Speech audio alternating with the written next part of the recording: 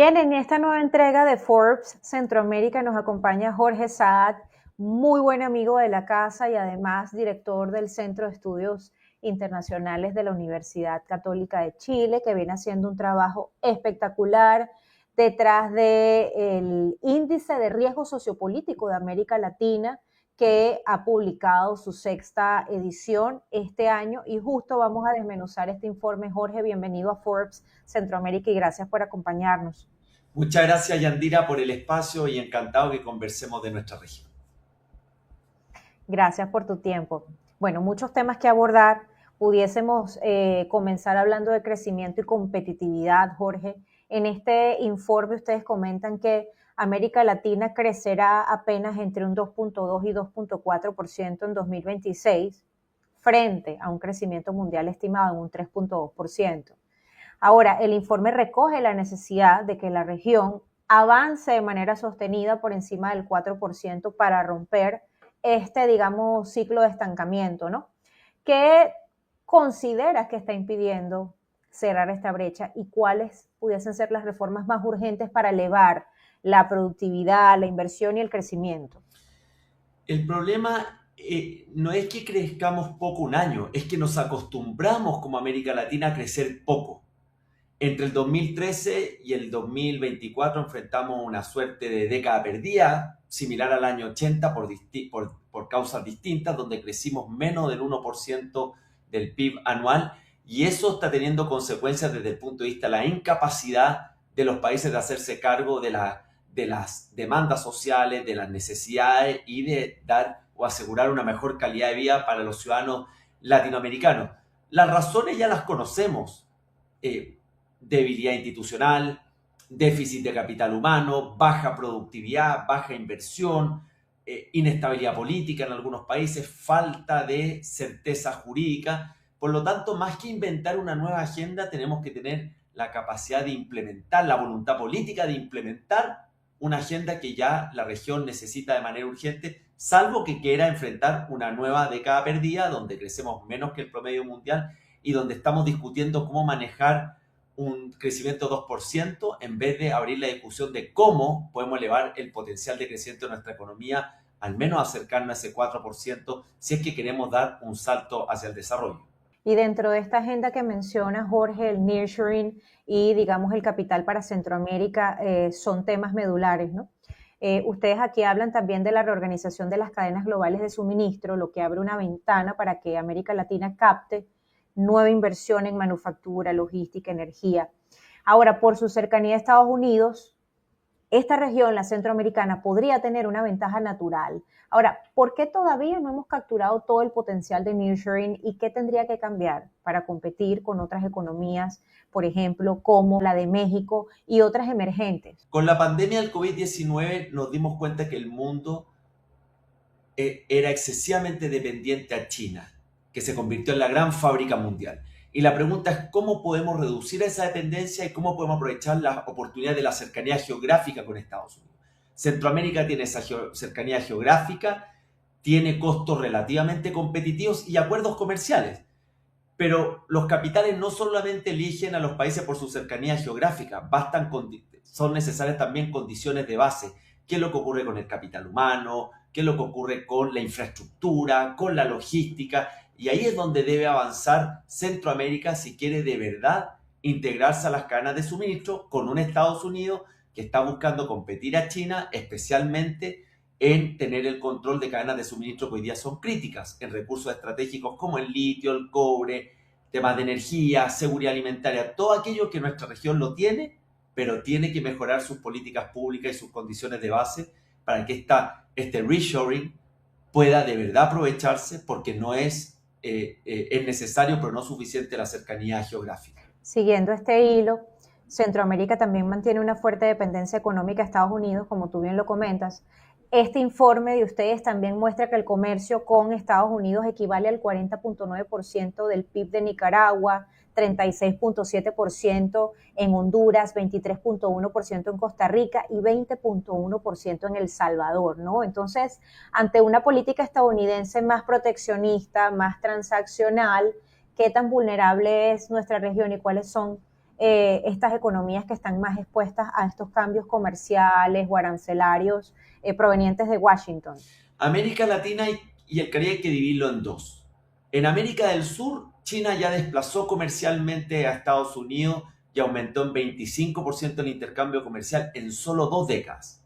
Pero en Centroamérica sigue siendo el amo y señor Estados Unidos, no solamente desde el punto de vista del comercio, sino también inversión, cooperación, temas migratorios y seguridad. En consecuencia, Estados Unidos es un socio insustituible para Centroamérica en el corto y mediano plazo. Hay que tener claro ese punto. Una cosa es aumentar el intercambio comercial con China, pero Estados Unidos sigue siendo el gran socio estratégico de Centroamérica. La gran pregunta es cómo Centroamérica puede manejar esta política exterior, como bien tú dices, más transaccional, más condicional y por lo tanto más impredecible.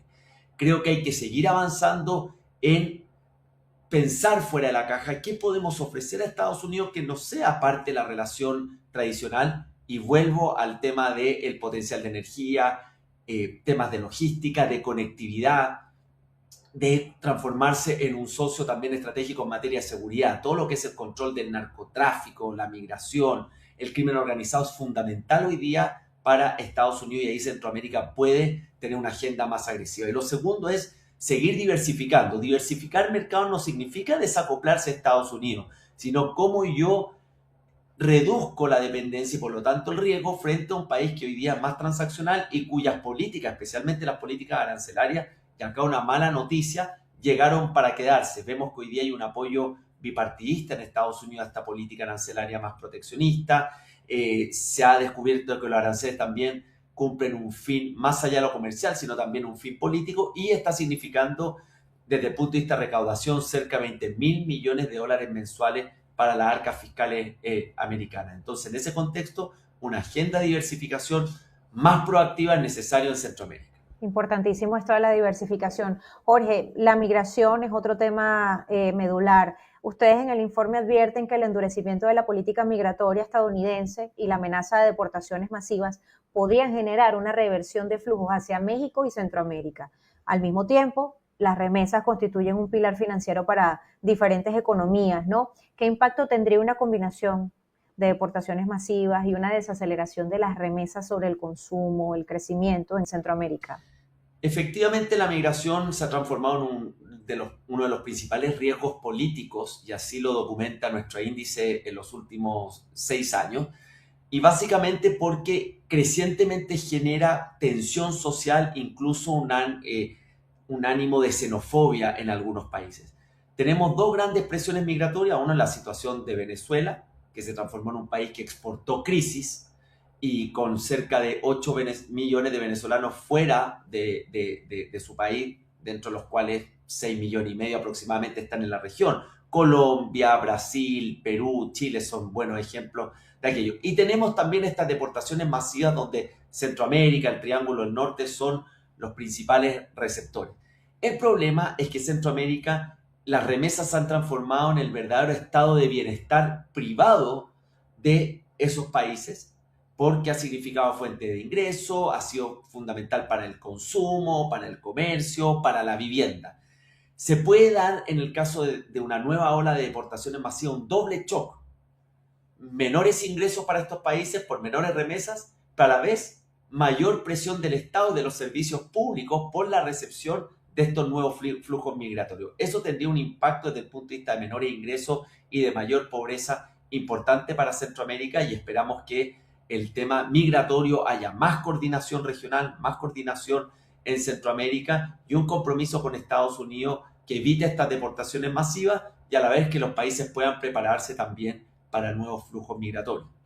Volviendo al tema de Estados Unidos, ustedes plantean un cambio radical en la política del país anglosajón hacia América Latina, sostienen, cito textualmente, que ya no se trata de promover la democracia, sino de asegurar recursos estratégicos, imponer alineamientos geopolíticos y ejercer control sobre territorios clave, frente a China y Rusia, por ejemplo.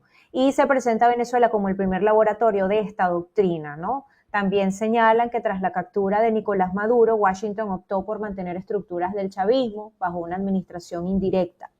Ahora, ¿qué evidencia económica, geopolítica sustenta, ¿no?, este tipo de afirmaciones? ¿Qué implica este nuevo enfoque también para el control de los recursos energéticos venezolanos, que es un tema muy cercano para todos? La nueva estrategia de seguridad nacional de Estados Unidos, también conocida como la doctrina Monroe o Monroe 2.0, es muy clara.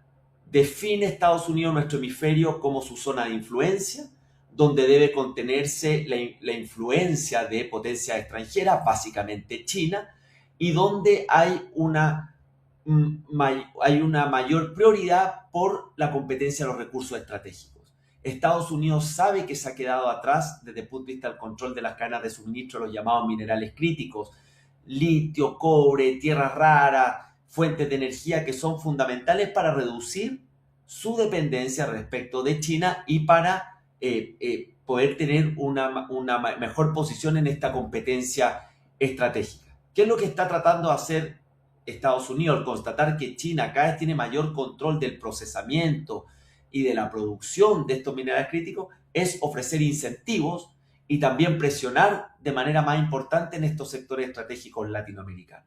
La gran pregunta es, ¿basta el garrote para contener esa influencia de China o se necesita también la zanahoria? Y ahí tiene una tarea pendiente Estados Unidos desde el punto de vista de la inversión privada en estos minerales críticos y también desde la oferta que está haciendo en este llamado escudo de la América, esta alianza de seguridad, de, por ejemplo, nuevos paquetes de financiamiento de apoyo en la lucha contra el crimen organizado, lo que acaba de anunciar con Colombia a partir del ascenso de la Asprilla como nuevo presidente. Entonces, Venezuela se ubica aquí en esta nueva geopolítica donde no solamente es importante el precio del petróleo, sino quién lo controla. Y Estados Unidos ocupa a Venezuela como un país fundamental para tener control de estos recursos estratégicos, en este caso del petróleo. Tenemos que ver también qué es lo que va a ocurrir con Cuba.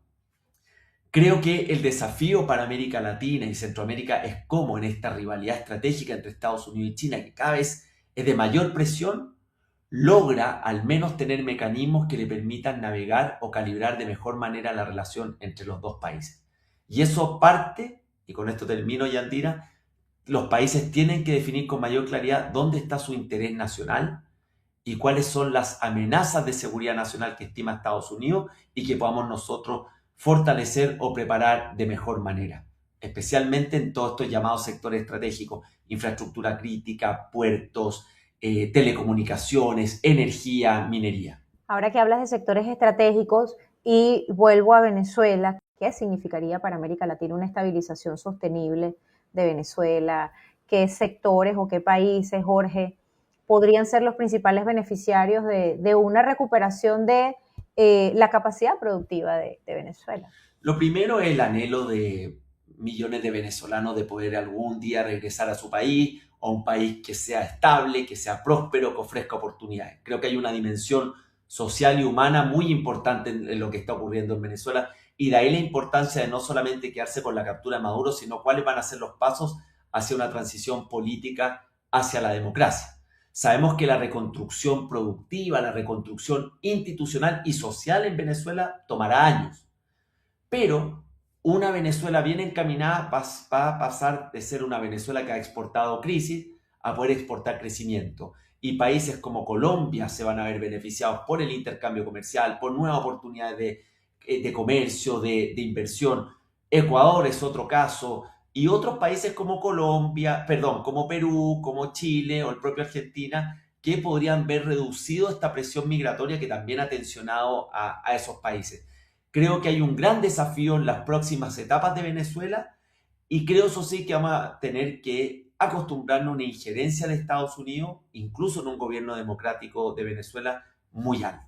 Ustedes, entre otros temas, identifican en el informe oportunidades estratégicas, ya lo hemos venido conversando, en energía, minerales críticos, renovables, infraestructura. También advierten que aprovechar estas oportunidades dependerá de la calidad institucional, de la estabilidad y de una mayor integración regional. Si tuviesen que identificar 3 países de Centroamérica con más potencial para este desarrollo económico durante los próximos años, ¿cuáles elegiría? Fortalecer la institución es el desafío fundamental de América Latina. Tenemos todo lo necesario para la economía del futuro, tenemos todo lo que requiere la inteligencia artificial y la electromovilidad, todo lo que la nube requiere lo tenemos nosotros en el terreno. Pero eso debemos acompañarlo con fortalecimiento institucional y riqueza de políticas públicas. No basta la riqueza de los recursos naturales. Miraría a 3 países, Yandira. Primero Costa Rica, por esta sofisticación productiva, por lo que está haciendo en materia de tecnología, de energías renovables, y porque es un país que tiene condiciones de base, creo que le permiten dar un salto. Un segundo país que miraría es Panamá, una mezcla de Centroamérica y el Caribe, Panamá, especialmente por el potencial del canal, los temas logísticos y por este desafío de transformarse en un hub de conectividad en el amplio sentido de la materia. También tiene grandes desafíos en materia institucional, materia regulatoria y de sostenibilidad fiscal. Y el último país, una apuesta, es Guatemala. Creo que Guatemala también tiene una escala relativa, tiene una población joven, tiene una proximidad con Estados Unidos, tiene una actividad económica relativamente estable a pesar de sus dificultades institucionales. Entonces ahí elijo yo estos 3 países, Costa Rica, Panamá y Guatemala, como mirar y que ojalá tengan un efecto de demostración para otros países de la región. Gracias, Jorge, por esta conversación tan grata que estamos seguros de que nuestra audiencia Forbes para Centroamérica sabrá apreciar. Muchas gracias por la invitación y que tengan un muy buen trabajo siempre en ese tan destacado medio latinoamericano. Gracias.